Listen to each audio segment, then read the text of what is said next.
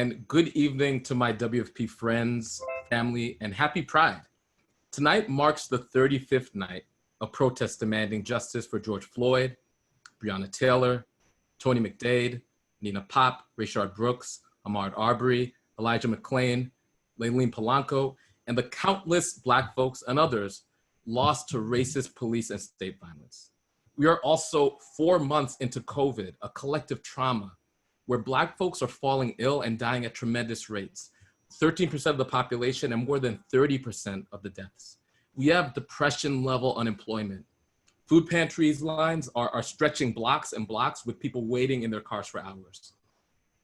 As a Black person, a father to a Black son, and someone who is raising a child with a Black woman who is a frontline healthcare worker, these past 5 weeks have been some of the heaviest of my life.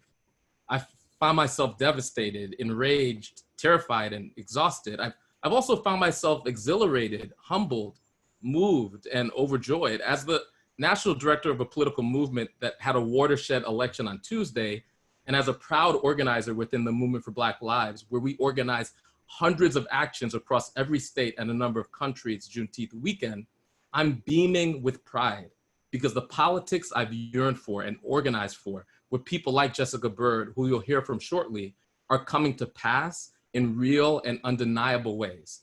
So when asked how I'm doing, I say my body's weary, but my soul is on fire.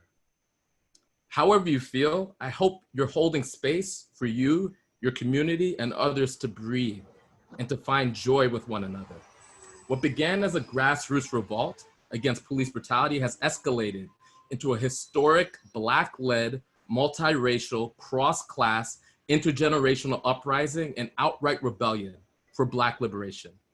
We're already seeing the fruits. Minneapolis is disbanding its police department and rethinking public safety from the ground up. Public schools in Minneapolis, Milwaukee, Seattle, Portland, Denver, and Oakland have cut ties with the police. Los Angeles, New York City, Boston, and Rochester are making plans to reduce the power, depth, and scope of their police departments. And while mail-in ballots are still being counted, a multiracial slate of WFP candidates, especially Black candidates, is leading in recent primaries. Jamaal Bowman, who you'll hear from in a few minutes, Mondir Jones, for example. Now, you don't win as a young, gay, Black progressive in a mostly white, suburban, affluent district unless you have serious talent and vision. Jamari Brisport, a WFP-backed socialist who won an open state Senate seat in Brooklyn, and Khalil Anderson, a young progressive activist from the Rockaways, who will at 24 be the youngest member of the New York State Assembly. In Kentucky, WFP endorsed Charles Booker, a Black progressive from Kentucky's poorest zip code, who at this moment leads and is leading the anointed Democrat, the pro-Trump Amy McGrath, for a Kentucky Senate seat. They didn't win by distancing themselves from what was happening in the streets. They ran championing the demands that were exploding from the grassroots by joining the protest, and their victories have rewritten what is possible. Defunding and disbanding the militant arm of the white supremacist police state, and in its place, building a society worthy of the sacrifice of our ancestors is something that many of us have dreamed and fought for our entire lives, but until now has seemed just a little bit out of reach. Well, today we're daring to reach for it. We're forcing decision makers to reduce funding for policing and prisons and to invest in what really keeps our communities safe. And we're electing candidates who aren't just accountable to the movement, but part of it. This is about more than police violence. It's about the ways systemic racism keeps Black people in particular, but also brown, Native, and other folks of color down. From healthcare to jobs, to housing, to the environment. It's also about how working class poor people and other folks, including white folks, can break away from the solidarity of whiteness to join a multiracial solidarity movement for freedom. This is a long-term fight for health, safety, prosperity, and joy. And we aren't even ready yet. We're just getting started. And we're not going to be free until all of us are free. We have a historic task in front of us. Protest moments and street actions don't last forever. Therefore, our duty is to continue to fan the flames of resistance on the streets and to work in this moment to build the power that would deliver structural shifts in how we organize our economy, our society, and our government. When we elect our own leaders, we make real steps towards our collective liberation. The opposition will be fierce. Reactionary forces will do everything to block and reverse the gains the movement has made. In the long term, we're taking on white supremacy and racial capitalism, the modus operandi of our global order. The systems that have divided us since the founding of our country will continue to pit us against one another, using any and all lines of difference they can exploit. Forging unity and solidarity, reaching out across difference, this is the hope and promise of the Working Families Party. Working with the Movement for Black Lives, our commitment is no less than remaking our democracy to ensure Black people and all people have an equal voice and dignity. Together, we will forge from the crucible of mourning and rage, a future that is built on freedom, prosperity, and joy. I am honored to be in the struggle with you all. We are winning. This is but the first inning. We will not stop until all of us can thrive. And now, it's my sincere pleasure to introduce Working Families Party champion, Jamaal Bowman, who just won a seismic congressional campaign in New York's 16th district. Jamaal, it's great to have you on. Thank you, brother, so much for taking the time to join us tonight. Listen, man, it's great to be here. Thank you so much for having me. I remember meeting you back in the early fall for the first time at an event, and I was moved by you then. I'm moved by you tonight. And most importantly, this movement that we're both a part of it's incredibly inspiring. It's changing the district, changing the country, and ultimately we're going to change the world. Yes, man, Tuesday night was an incredible night. It's funny, as I walked, we did a bus tour throughout the district for about 4 days leading up to election night, talking to people throughout the district on both the Westchester side and the Bronx side. And we just had so many positive conversations, and so many people were excited about the campaign. But on election day, when I went to places like Arsley, which we didn't really campaign much, I have to admit, and I saw a long line of people waiting to vote, mostly white. And I just went and said hello, introduced myself, said a couple words. And when I saw them recording and clapping, I was like, wait a minute. Something might be happening in this election today.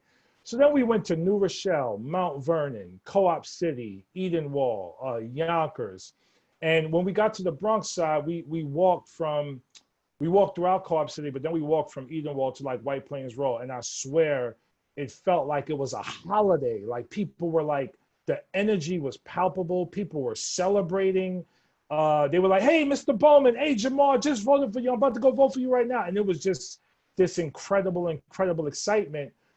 But, you know, as a candidate, we're like, listen, I can't let that get in my head. Like, I'm not even paying attention to none of that. Let's just, you know, stay focused on getting to the event tonight.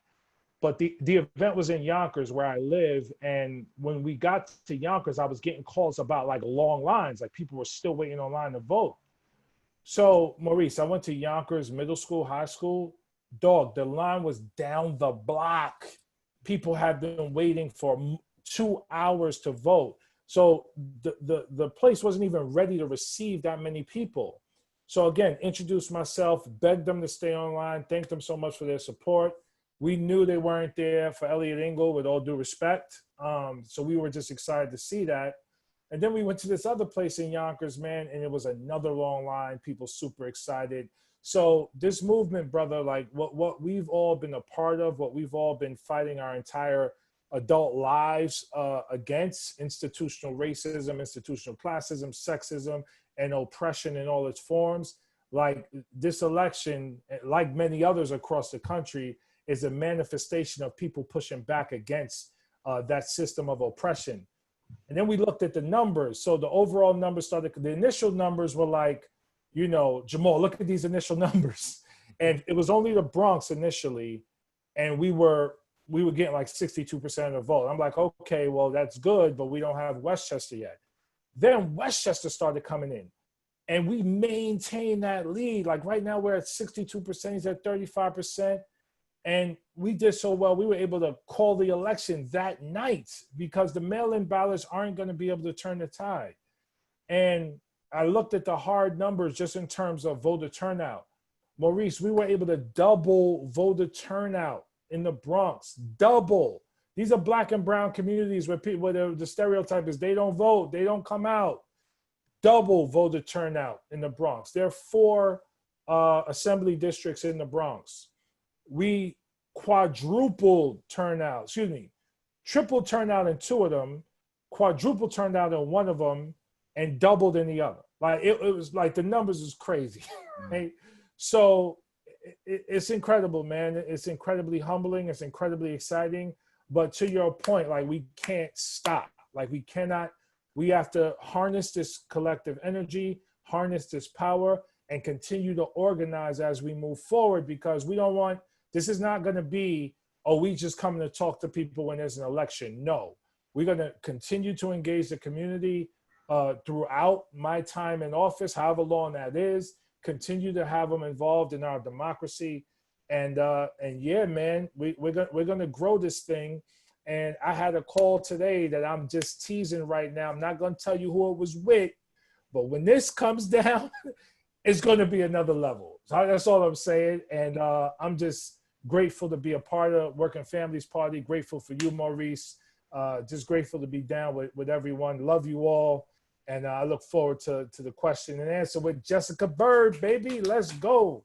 Let's do it. Let's do it. And I love that little teaser. It's like you got a hot mixtape that's about to hit the streets and just like getting us ready for it. So I appreciate that. You're like, Yes, oh, I'm not even gonna tell you about the collabos, but they're crazy. So I appreciate that.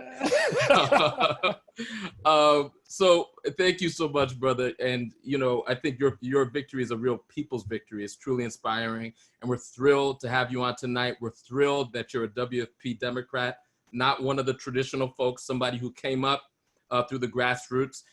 But I'm going to bring in another voice. You mentioned it. I'm going to bring in, one of our most amazing electoral strategists and leaders. Everybody, I'd like you to meet Jessica Bird, who is an architect behind the Movement for Black Lives Electoral Justice Project, and also a member of the WFP National Committee. So let me just start with a question for Jessica. And thank you, Jessica, for spending some time with us. So before we get into how we keep building on the momentum that Jamaal just talked about, I want to talk about what this moment means. We're riding on this wave of seismic Black progressive victories. We have a congressional candidate running on a reconstruction agenda, right? I just want everybody to process what that means. That will utterly transform how our economy and our government works for Black people. Jessica, I want you to just kind of bring in your analysis. What does this moment mean, and how does it fit within the story of the Black freedom movement? Yes. Good evening, everyone. Am I here? Uh-oh. Yes, you are. Okay, good. My you. computer acted like it was gonna think. But good evening, everyone. I'm so happy to be here. And hey, Jamaal, I'm so proud of you. And I just am so appreciative of everything you've been able to build. So a couple of things, I've heard over the last few weeks, people asking this question that I feel like a lot of us have gotten over the last several years, which is it a moment or is it a movement? Can you all still hear me? Yes. Oh, okay. All right. I'm frozen on my end, so I'll trust you.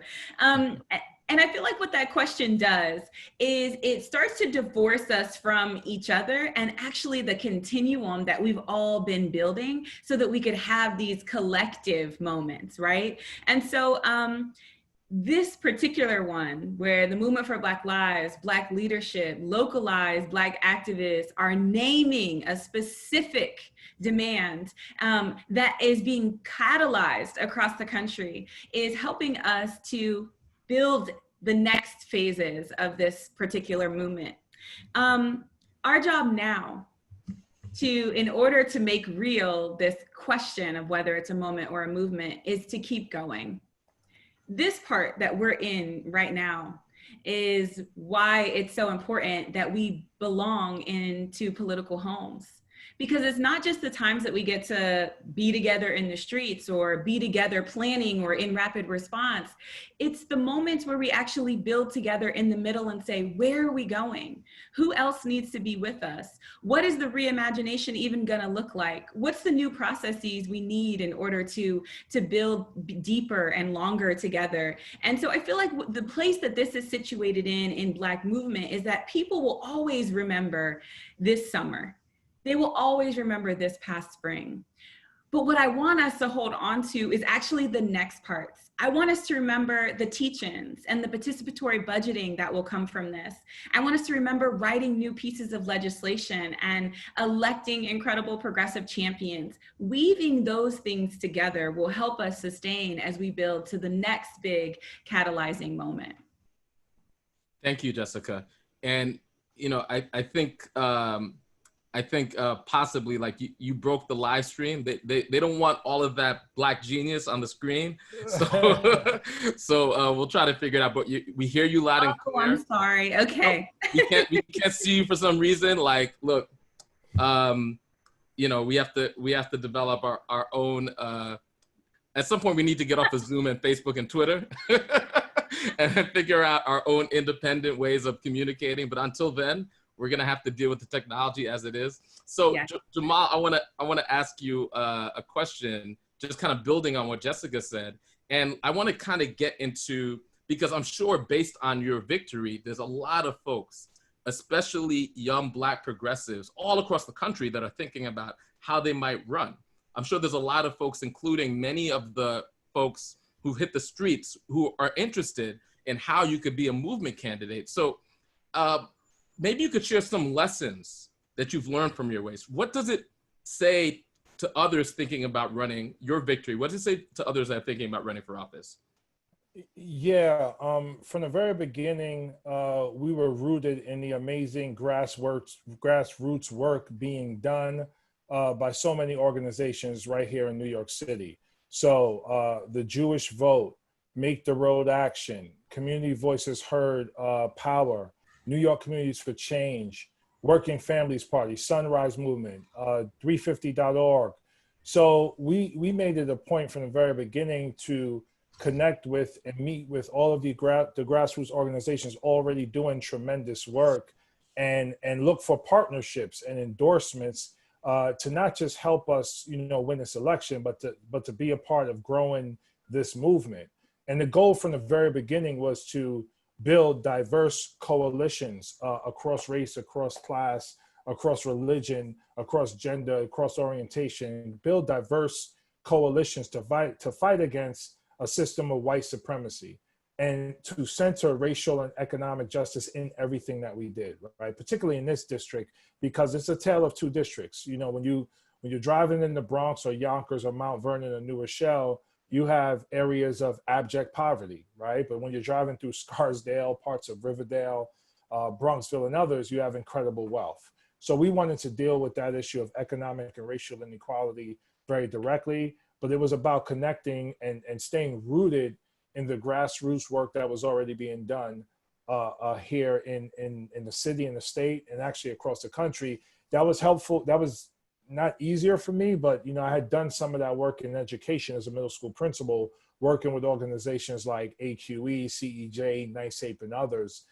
because you can't do this alone. You can't do this alone. And if you're going to be a quote unquote movement candidate, one, best case scenario, you should be a part of movements prior to running for office.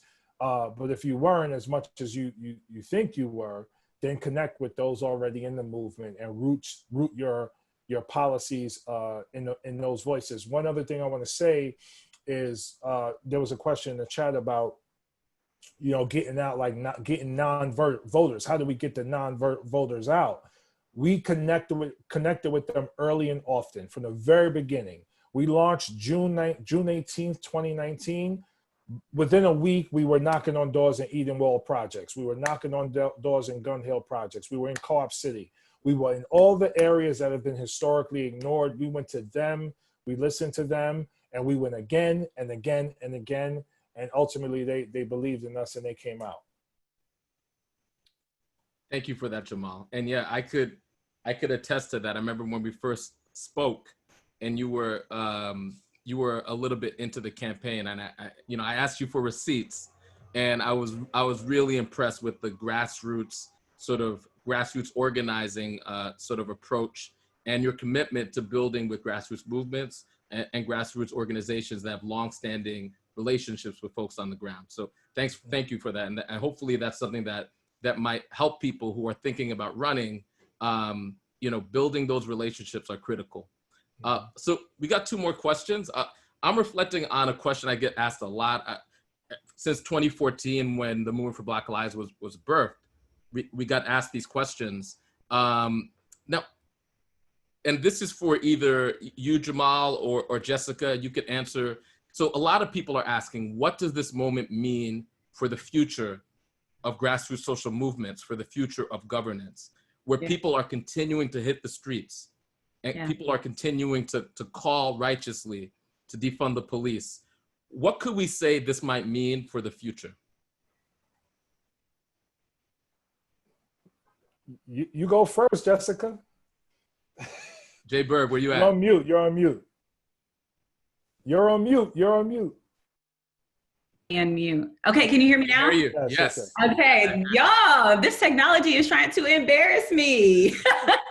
We got you. Okay, so I've honestly been thinking about this a lot, because at the beginning of this particular uprising, I had this moment where I had been in relationship with so many folks in the Movement for Black Lives. I'm deeply embedded and through the electoral work, I'm accountable to the Vision for Black Lives.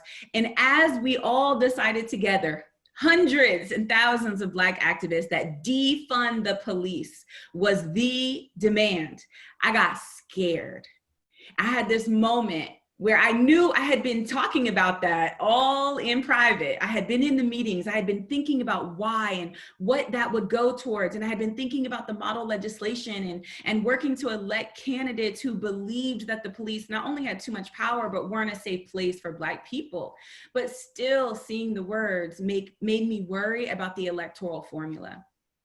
And the reason why I named that is because I really think that many of us are reaching that point where we know we have to tip the scale on all of these big structural pieces.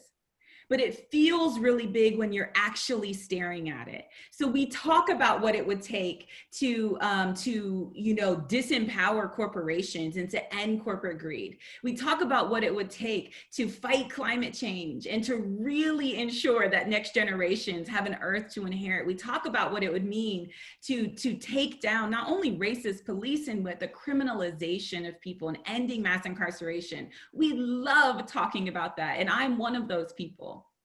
And now we could actually do it. And it feels way different when you're standing in front of the big giant, when you're standing in front of hundreds of millions of dollars in PAC money, and when you're standing in front of people who are willing to break the rules, break the law, and hurt you in order to win. And I think now, though, this is the part that I feel both so energized by and shaped and grown by, is that we actually have to be willing to say that the debate is on our terms now. We have the people.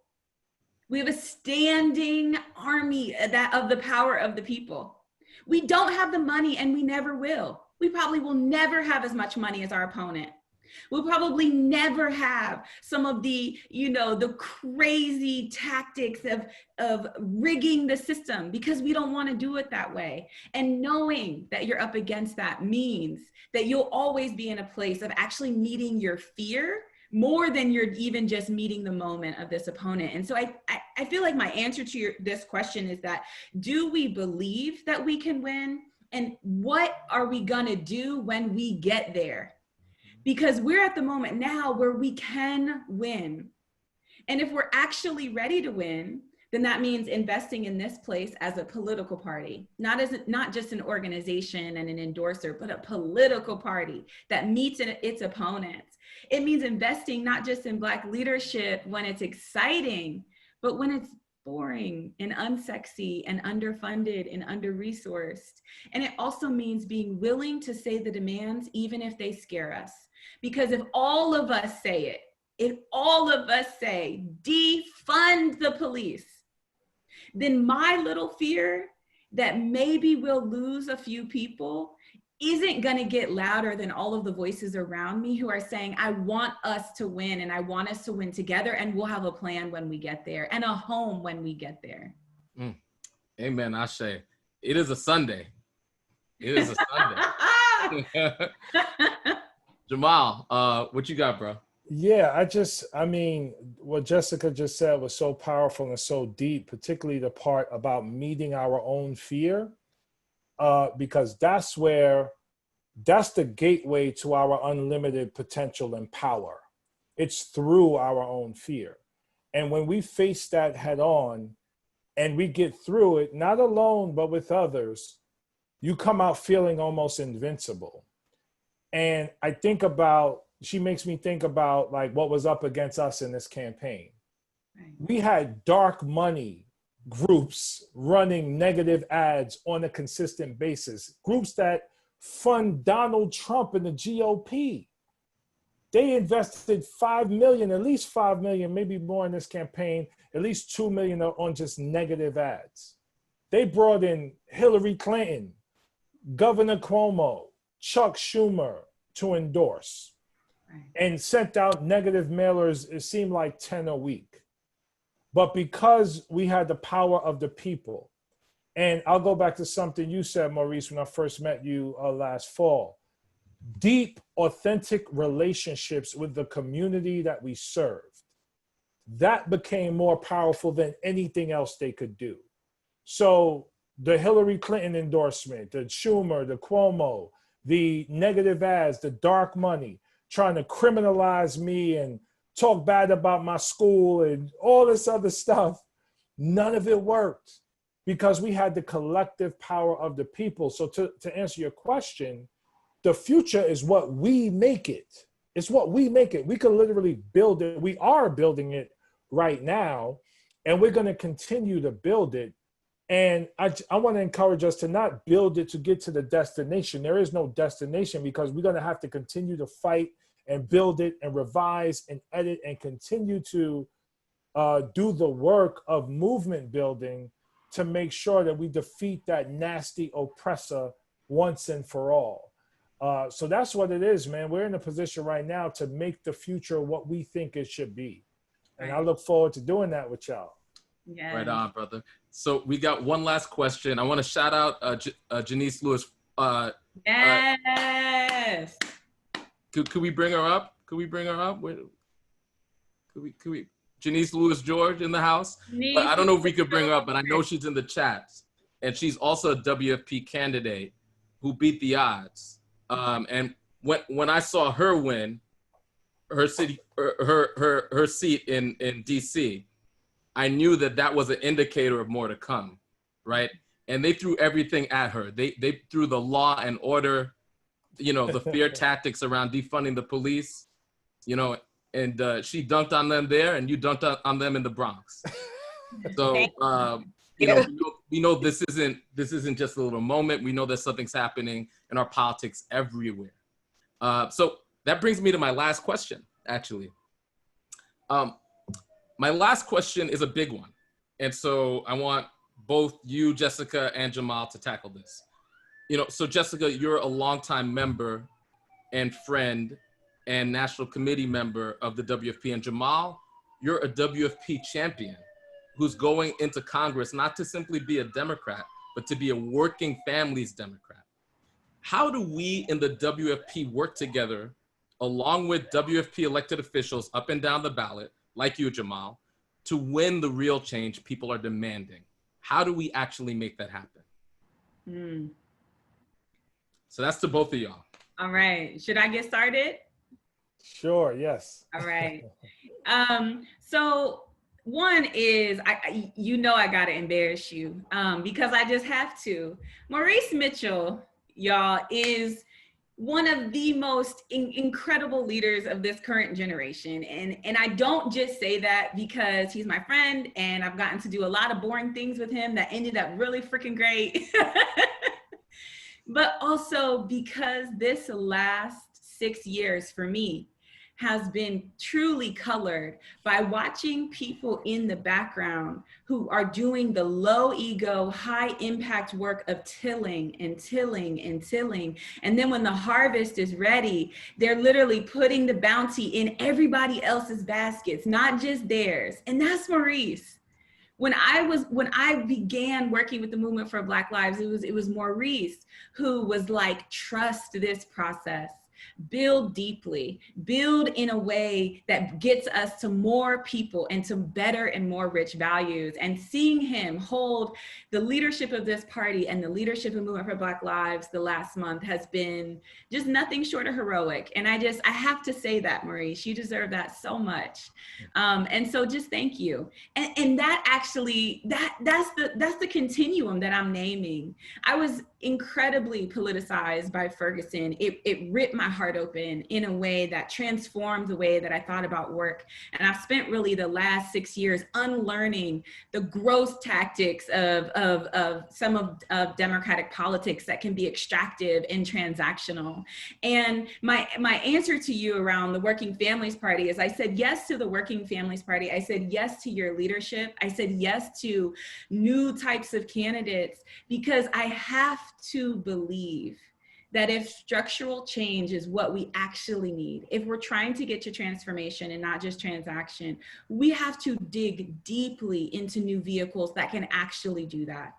This defund the police movement, in many ways, Black movement across the last decade, but also just the progressive ecosystem and the way it's been growing and changing and finding new leadership and new tactics that's specifically connected to changing the structure, changing what we need in order to win. So we're there. And so I would say a couple of things. One is we need to recommit to this vehicle and bring more people to it. I'm not kind of even just saying that we need to treat it like a party. I'm saying we have a party, y'all. We have a whole party. And for those of us lucky enough to have it on our ballot line, we get to vote for it on our ballot. For those of us who don't, we can fight for that. We can fight to not just always be on the defensive and be like, look at the Republicans over there and the Democrats over here. We can create an affirmative vision for progressive politics and all of the lives that we're fighting for. We have to tell the stories of the people that we're fighting for, even if we're not them. We need to bring more people to this party. We need more and more people in every city to believe there's a place for them that starts with them at the center, not just because they want a cost per vote, not because we're the cheapest vote, but because we are the central value that this party is fighting for. The leader of this party is one of the architects of the movement for Black lives. How powerful is that? How necessary and delicious and fantastic is that? That means we have all of the right things and people in the right place. All we have to do is recommit and move together. And so I ask all of you this week, and I'm getting hyped because I love my friend and I also like being a part of this space. I think we got to tell at least one person, ask them to become a member of the Working Families Party. Ask 5. And then what I want us to do is I want us to think about the structures in our community that would make having a political party more real. So I live in the great city of Philadelphia. And so the Working Families Party is very real here. And that is so delicious. In DC, where Janice is, the Working Families Party is very real. And we are so happy in New York and other places. But if you live in a place where we need to be thinking about how to support you and tell the story of what folks are building, this is our community to do that. And so I've said yes, not because it's perfect, but because I believe it's a vehicle that can bring us all together, at the finish line. And so I think that the good part of this moment, the good part of movement is we get to sit back and say, so what's my role right now? Not all of us are going to be quote unquote architects. Not all of us are going to write the 50-point strategy. Not all of us are going to run. But if that's you, you should do that. And we all have a place in this. So even if it's just bringing more people to the goodness that you've experienced, don't shirk that responsibility. And I think that what we'll see, the harvest that we'll reap at the end, is not just for ourselves, but more in the baskets of others and in our communities. Mm-hmm. So you did not disappoint. You did sufficiently embarrass me. And you've also honored me and the party that we hold dear. So thank you so much. And Jamaal, close us out, brother. Yes, I just want to add, to Jessica's point, everyone can enter this movement in a different space.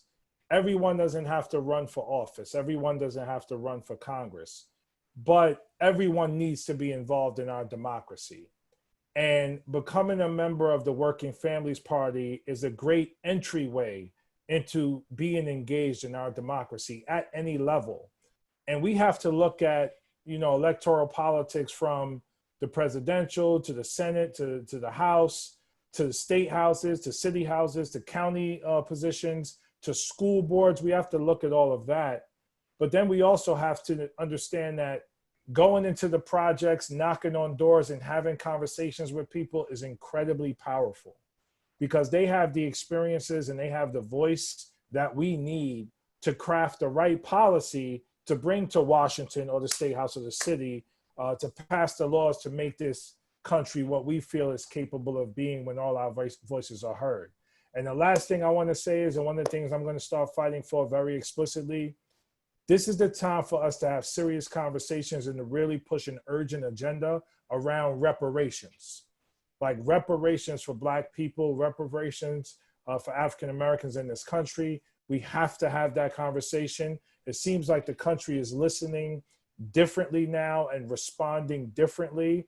And as we talk about truth and reconciliation, as we talk about truth and restorative justice, we can't have that conversation without talking about reparations. As we know, this country's infrastructure and wealth was built on the backs of Black slaves, and we never received our 40 acres. We never received housing security or food insecurity or fully funded schools.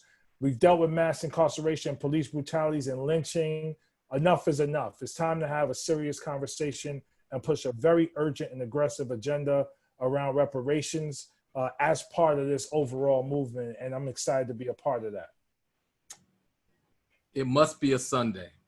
It must be a Sunday, because I've just been taken to church.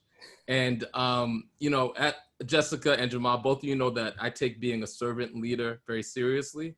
So I will follow either of you anywhere. I'm so grateful, so honored that you've taken your time in order to just share those jewels.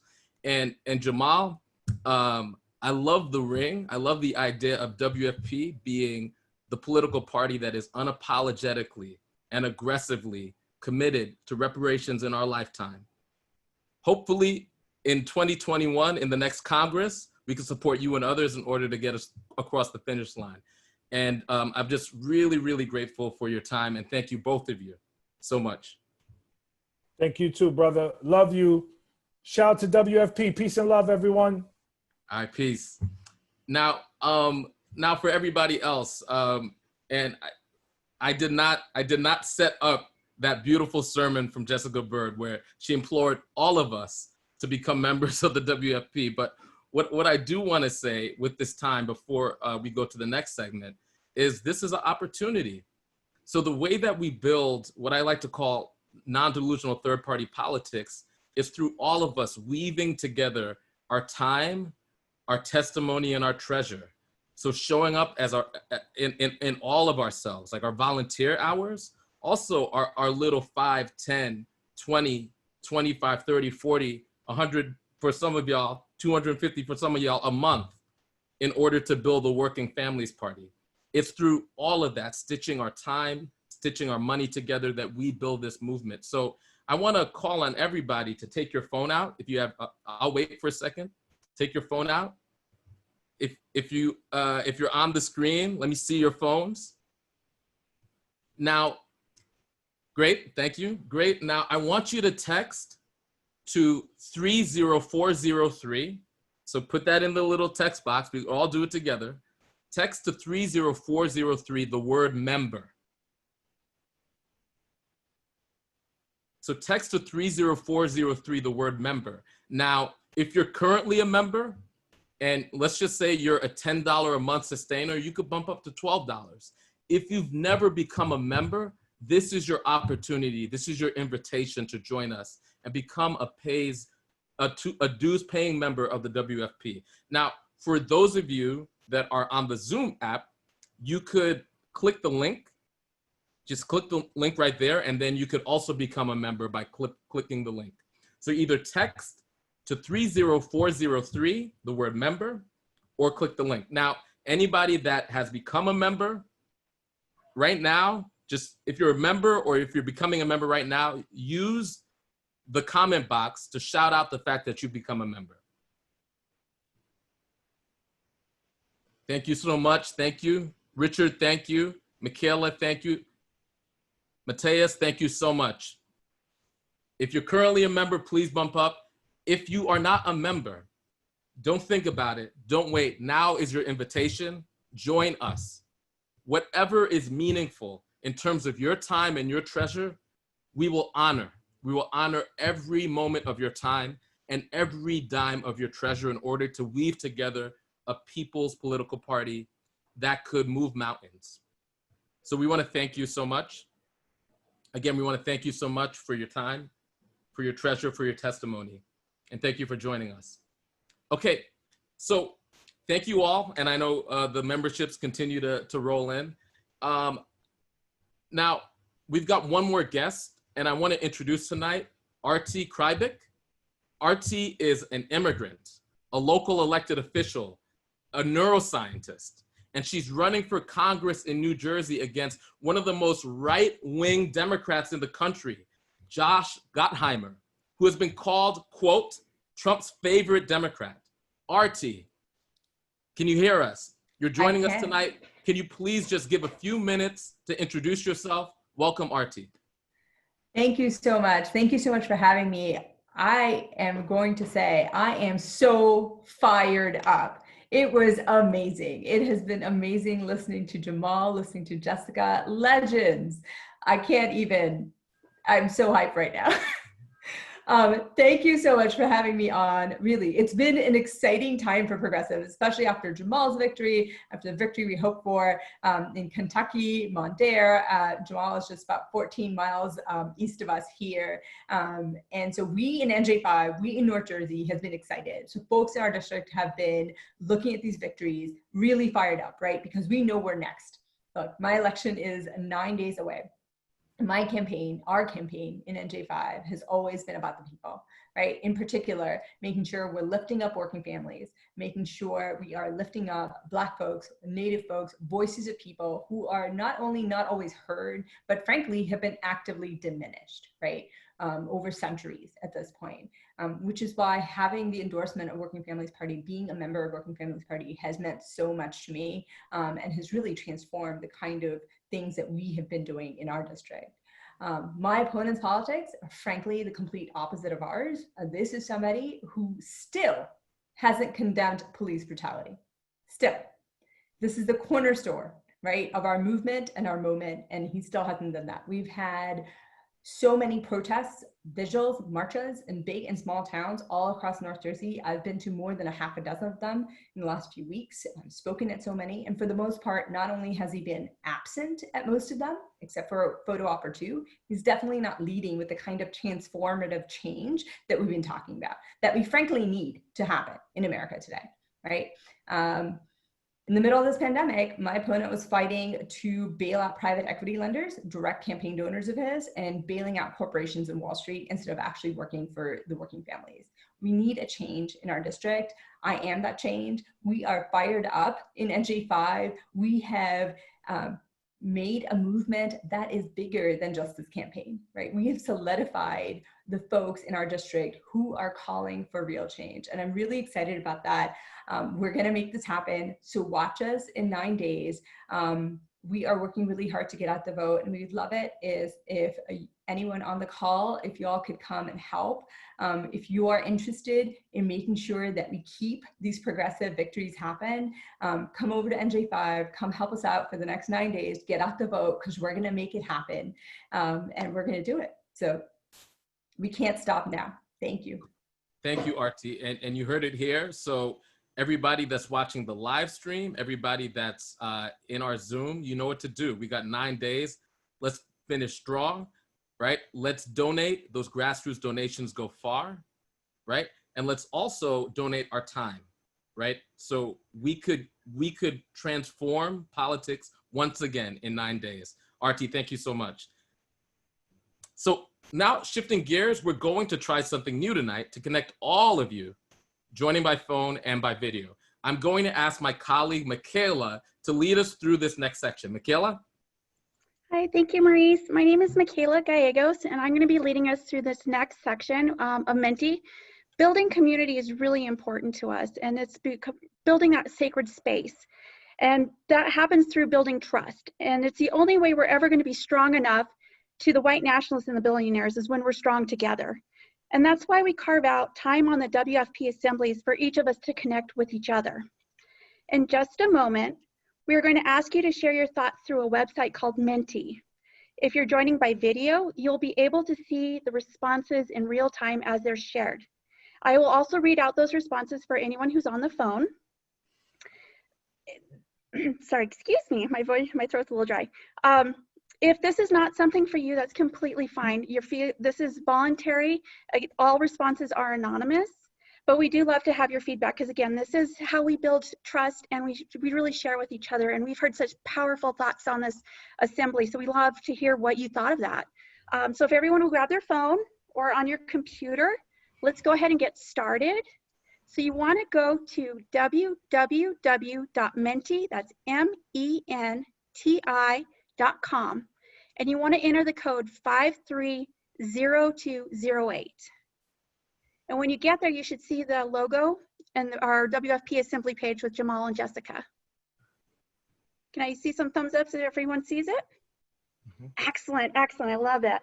Michaela, do you mind repeating that just for folks who weren't able to get their phone the first time? Sure, definitely, thank you, Maurice. It's www.menti.com.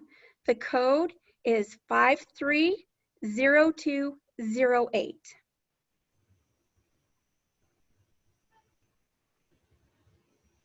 Excellent, I see those hearts coming in. So that when I see those hearts, I know you guys are seeing it, okay?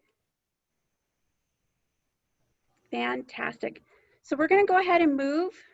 Oh, the purple heart, I love the purple hearts, one of my favorites too. We're gonna go ahead and move forward to our first question. And this is going to let you be able to put in your thoughts. So in this space, go ahead and answer what are 1 or 2 words to describe how you're feeling in this moment. Interested, excited, curious, hopeful. I love this. Ready, empowered, on fire, jittery. I can see that. There's a lot going on tonight. Ready, charged, excited as sinner. So I love that. Enthused, galvanized, full of joy, emotionally inspired, yes, yes, tentatively hopeful, yeah, calm, calm. This is what we want to see. We love seeing this. Fantastic. I love how hopeful is the middle. Fired up, yes, we had some great speakers on tonight. So we're going to go ahead and move to the next one. What stuck out for you while you're listening to the speakers? Or what did you hear that made you curious?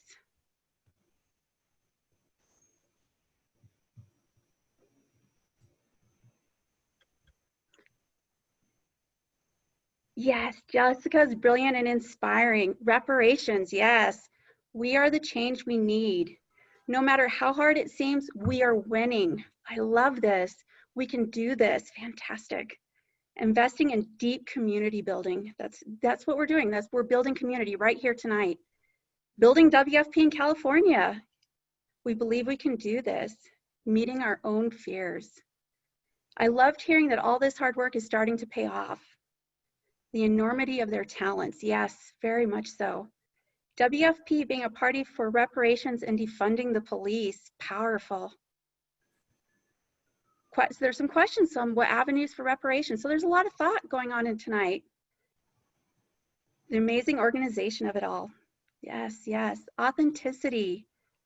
Their passion in the story, perseverance and winning. Delicious. Jessica kept singing, I love it. Yes, yes. Either unity, change, and people. Early contact with community. Yes, yes. We want to know how to enact with the vision.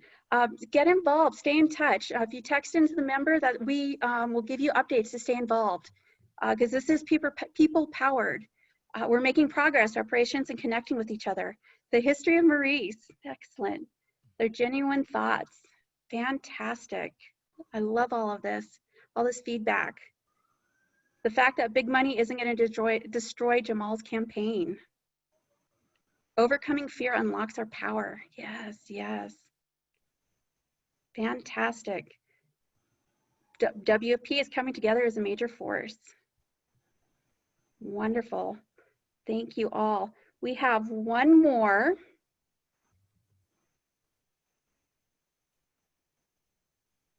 Honest and love, yes. So on tonight's call, we learned the term collective liberation.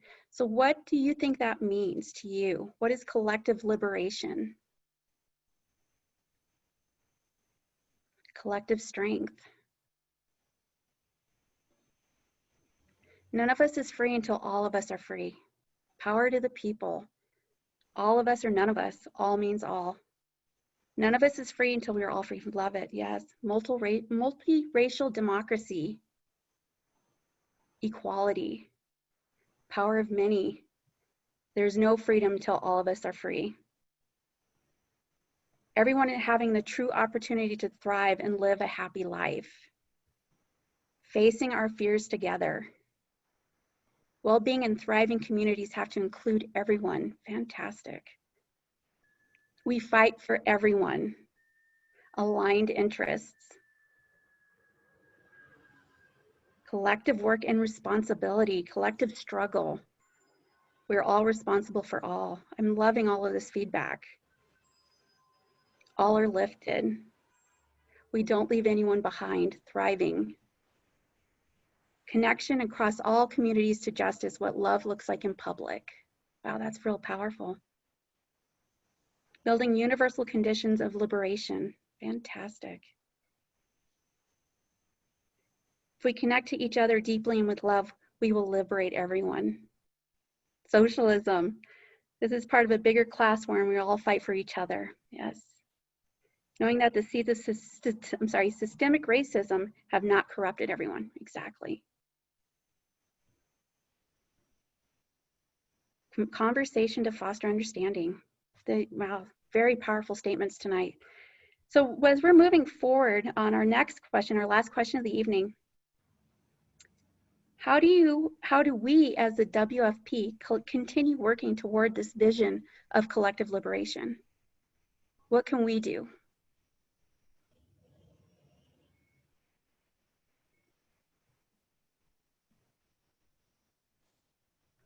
Get more involved in local politics. Continuing to connect with people who are usually ignored. Steer young people toward the campaigns of our endorsed candidates. Create solid bonds where we intersect and be good listeners. Fantastic. Build a powerful left political party owned by working people. Yes. Organize in our communities to ensure at least 5 of our friends join WFP. I'm solidly behind that. Building more in the rural Deep South and long-term strategy. Excellent. Reach out to progressive groups. Supporting one another, working families and progressive candidates. Build the left pipeline. Stay strong, stay united, and communicate to all. Engendering awareness of the problems of systemic racism and bias in institutions like schools, colleges, etc. Stay focused on the policies for the many, no trickle down. Knowledge is power, educate the masses. Become a WFP member. Keep sharing, learning, and collaborating. Fantastic. Electing more WFP champions like Jamaal and Artie, who will fight for liberation in Congress, building lasting change. Keep electing people all over the country that reflect the communities they serve. True community collaboration and community education with youth and family. Keep listening to people's needs and you hear them, answer those questions. Keep focused on what it takes to defeat the global level crisis such as police state, climate crisis. Yes. Be as aggressive as possible with our message. Overturn Citizens United. These are all fantastic, wonderful ideas. Donate time and effort to learn with others. Fantastic. Thank you so much for engaging with us. And I'm going to turn it back to you, Maurice. Thank you. Thank you, Michaela. Thank you so much. And I just want to thank you all. Thanks, Michaela, for leading us through that conversation, and everybody for your participation. And, you know, I really enjoyed hearing from everybody. Some things I want to lift up. I hear it. We live it every single day, that this is an intersectional movement, race, class, and gender, right? And this is an opportunity for all of us to come together in order to challenge the prerogatives of corporations, the very wealthy, and the ruling class. And what I heard is a desire to build this movement from the ground up everywhere. And that is exactly what we do. I wake up every morning fired up, building this movement everywhere and ensuring that it's a grassroots movement that you, as members of the Working Families Party, are in full control of. This is what we're trying to build humbly, imperfectly, unevenly, is the party of our dreams. So I'd like to thank you all for participating on that journey with us. So we close every month with something I'm borrowing from my siblings in the Movement for Black Lives. In just a moment, not now, but in just a moment, I'm going to ask you all to unmute yourselves. So don't do it now, but everybody who is on the Zoom, I will ask for that. And we want to hear a cacophony of all of your voices, all of your beautiful voices, and all of the diversity of your voices. You could use your voice to sing, you could chant, you could express goodwill, you could express solidarity and love, right? So in order for us to challenge the solidarity movement that is the white Christian identity movement, we need to build our own solidarity movement that is based on compassion, love, mutual respect, mutual solidarity, fierceness, that deep soul, deep commitment to one another. And we want to hear that from you all. So get ready to say goodnight together. And we're going to unmute in 3, 2, 1. Good night. Good night. Hey. For the oppositions. Next time. Hi. We can do this time. Night all. For the first inning, 8 more innings. Solidarity. Solidarity.